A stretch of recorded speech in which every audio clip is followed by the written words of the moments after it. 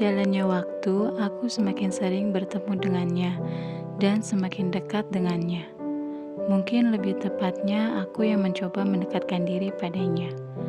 Malam mingguku terasa lebih berwarna semenjak aku bergabung di klub motor tersebut. Bukan hanya karena bisa berkumpul dengan teman-teman satu klub, melainkan bisa bertemu dengannya, melihatnya, dan menghabiskan waktu bersamanya.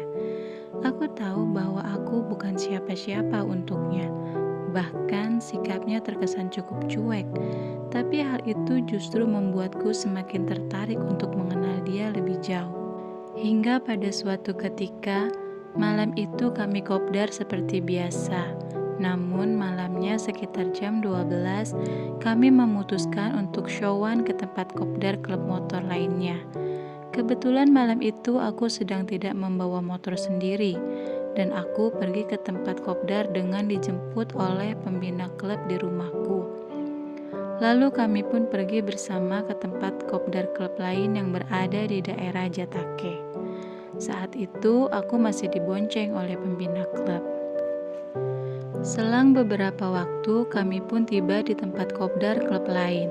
Di sana kami disambut dengan baik dan sedikit berbincang dengan mereka terkait event motor yang mungkin bisa diselenggarakan bersama. Dan banyak hal lainnya mengenai hal-hal permotoran. Tanpa disadari, waktu sudah menunjukkan pukul 2 malam. Teman-teman yang lain sudah ingin membubarkan kopdar malam itu dan kembali ke rumah mereka masing-masing.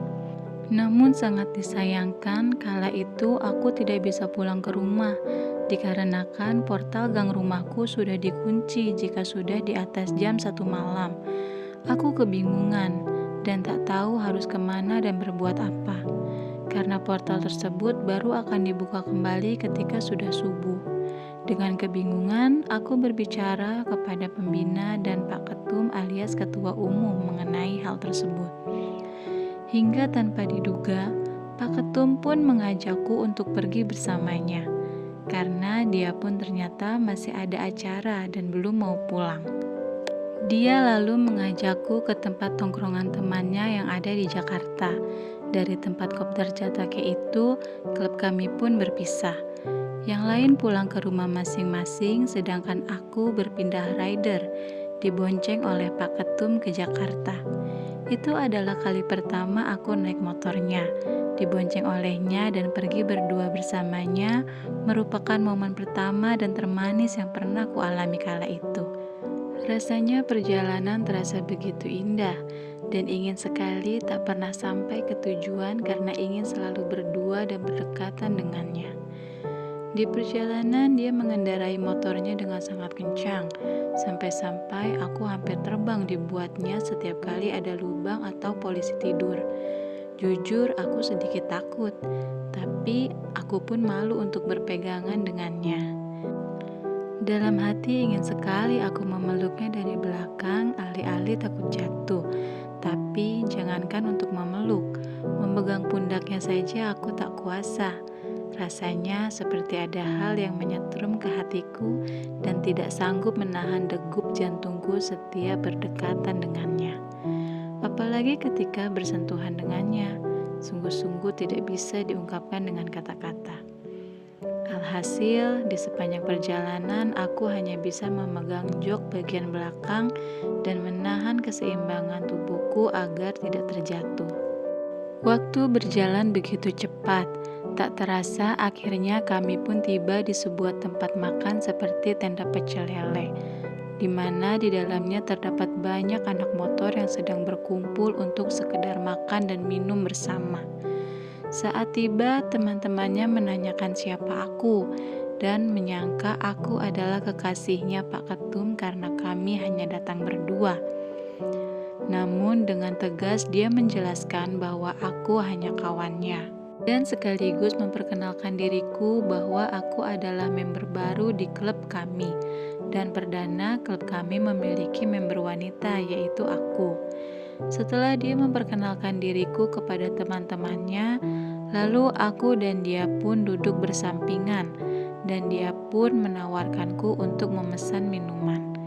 Akhirnya kami pun memesan minuman dan menikmati minuman kami ketika pesanan kami telah tiba. Tidak banyak hal yang terjadi malam itu. Kami hanya mengobrol bersama kawan yang lain. Namun, ada satu hal menarik yang terjadi malam itu. Di antara teman-teman di sana, ada satu teman yang membawa tas ransel yang diletakkan di atas meja. Tidak ada yang menyangka apa yang dibawa di dalam tas ransel itu, hingga sang pemilik ransel membuka isi dari tas tersebut. Agak sedikit terkejut ketika mengetahui bahwa yang dia bawa adalah 2 ekor ular piton. Ular yang satu sudah cukup besar, sedangkan yang satunya lagi masih anakan. Lalu orang itu pun mengambil ular anakan dan memainkannya di tangan.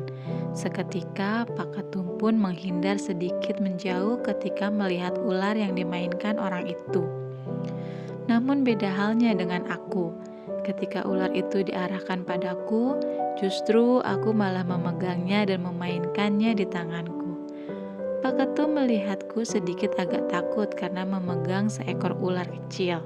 Entah apa yang ada di benaknya melihat aku sebagai seorang wanita justru berani memegang ular. Tapi yang jelas aku merasa lucu melihat ekspresi wajahnya saat itu. Waktu menunjukkan pukul 5 pagi. Akhirnya kami pun memutuskan untuk pulang ke rumah. Karena pastinya portal gang rumah aku pun sudah dibuka. Pak Ketum mengantarkanku hanya sampai di depan gang rumah. Mungkin karena tidak enak jika harus mampir. Dan takut disalahkan karena mengantarkan anak perempuan pulang pagi-pagi.